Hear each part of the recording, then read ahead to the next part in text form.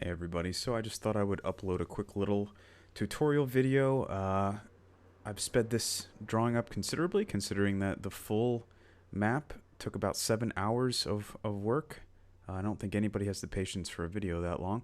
So this is just showing a general process, start to finish. And I'm going to break it into the sketch in one video and the coloring into another. So you can see here what I'm just doing is laying out basic map shapes. I'm checking, showing some of my other drawings just to show the kind of perspective that I'm going for now, which is more of a what I've called a slight symmetric, and I'm looking at RPG or no 3D Warehouse, which has a ton of like little 3D images of buildings and things that you can use if you kind of turn them over, and it's kind of a quick little hack if you don't know perspective really well, perhaps, but you still want to do buildings in that sort of general shape. So you can see here I took like a little castle keep thing that I was thinking I might feature more prominently in the map before I decided later on that that's actually not what I wanted to do, and this one is actually really complex. But ultimately really not what I was looking for in terms of the playable space that it provided. I think it's really cool still, and I thought it's a good idea for like kind of a gothic demonic ruin of a keep, as this was originally going to be the place where the kind of final boss for one of my patrons' campaigns, Amir, is ending his, and I think he already did. Especially considering how long it's taken me to actually get this video finally produced. So you can see here I'm just chunking out different pieces of it. I actually like the line work of the castle that I came up with in the end, but I just decided I didn't want to use very much of it in the map. I ended up only using a little bit of the front of it because the idea was that the iron gates would kind of ratchet up, and then this demon would step out. I think it's Orcus. Okay, here I'm looking at some of the concept art that I had taken a look at, and I'm trying to get these like demonic spikes in the ground, but it didn't really work in the top-down perspective that I was going for. And you can see that I'm pretty quickly moving on here and just deciding, you know what, I'm just gonna do kind of a jagged earth type of texture that's more readable for players, since I think that that's what that's what players appreciate the most, is clarity when they're looking at a map.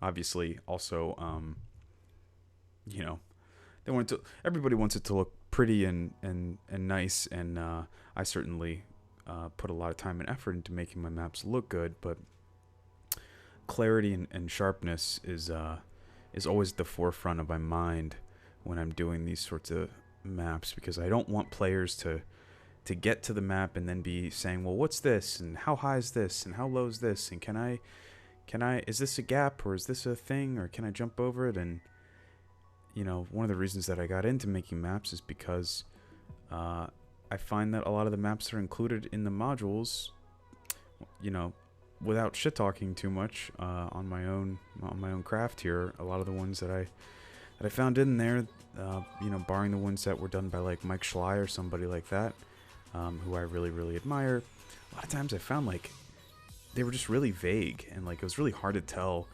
what the actual dimensions and depth was in a map, which just sort of inspired me to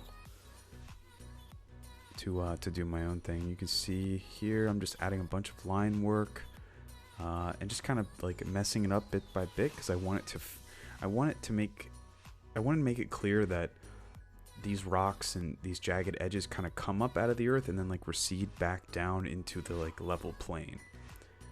So this is a lot of like really broken ground. Some water here.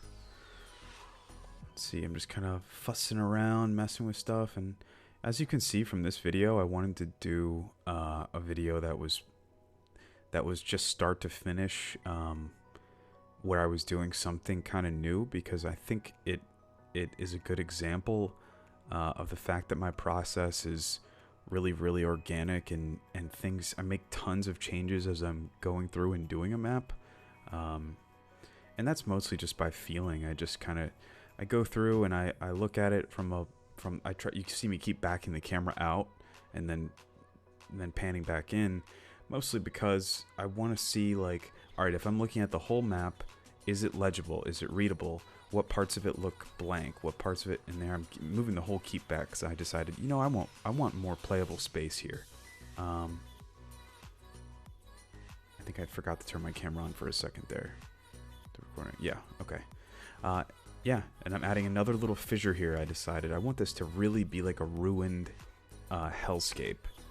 So I'm adding another like break in this earth, and it's really easy to make these kind of changes. You just draw it in and then erase whatever like little lines you had, and all of a sudden, boom, you're done.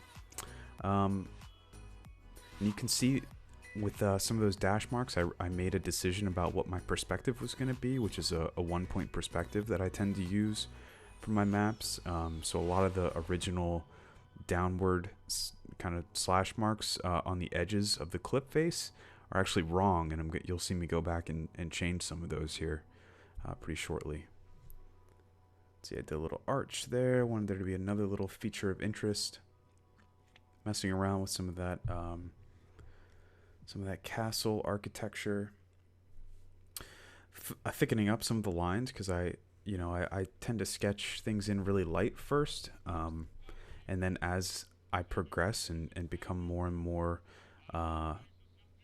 happy with the details and make decisions, I go in and kind of firm up a lot of that line art, and I want it to really pop and be really, really clear and legible. Adding in some, really making this look like a jagged and ruined, and who knows what that is. Maybe it's my original thought was that it might have been like an old portal or something that that might have once been used to escape the demon realm. But you know, I'm intentionally a little bit vague with a lot of my maps because I want them to be sort of agnostic. I don't want to come up with things too specific. Okay, so here's where I decided I wanted to include some demonic skeletons along with some human ones here. And technically in D&D, I think that when demons die, they turn into black. Is it Ichor or Ichor? I-C-H-O-R? I think it's Ichor. I'm not sure. So I just went to Google, grabbed some ram skulls, and I'm just kind of tracing them. And this is a great way to do like a lot of things that you don't know necessarily how to do and convert them into just kind of a quick illustrated style. Just find images that work and do some quick line arts, quick, simple, readable line art. And I have a little bit of graphic design experience, so I think I'm happy with the decisions that I make about what details to include that make it immediately clear what something is. Including some little human skeletons here.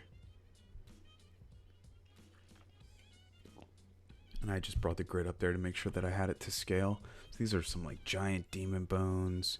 Putting a lot of ground marks down, just some little texture-y dash marks, which is a 2-minute tabletop technique, as most of my techniques are or were. I'm changing things now, obviously, because I'm expanding a bit in terms of what I'm doing, but he was definitely the original inspiration. So here I'm just kind of doodling in a bunch of little rocks and debris and things that provide character and texture to the map.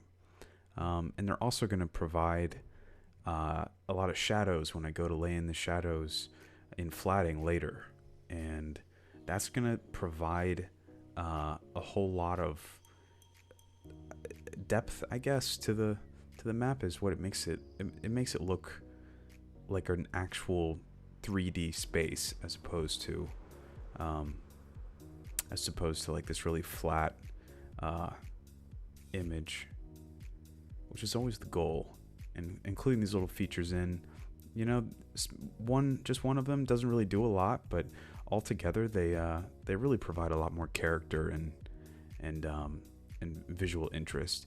So I'm just sketching along the lava lines where the lava meets these rocks.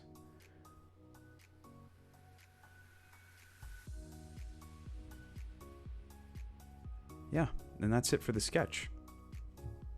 So this is it for the line art.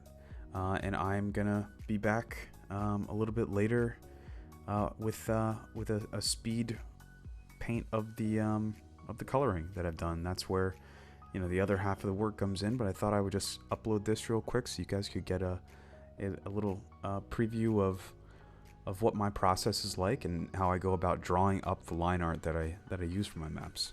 Hope you all enjoyed, and once again, thank you so much to my patrons. It means so much. I know it's just a few dollars a month or whatever, $1 a map, but man, it really makes it viable for me to do this.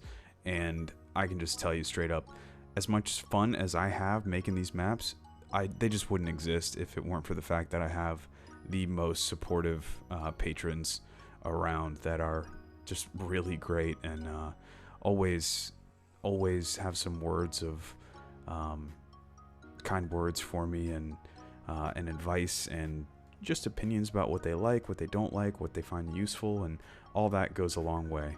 So thank you once again to you guys. All right, I'll see you in the next one.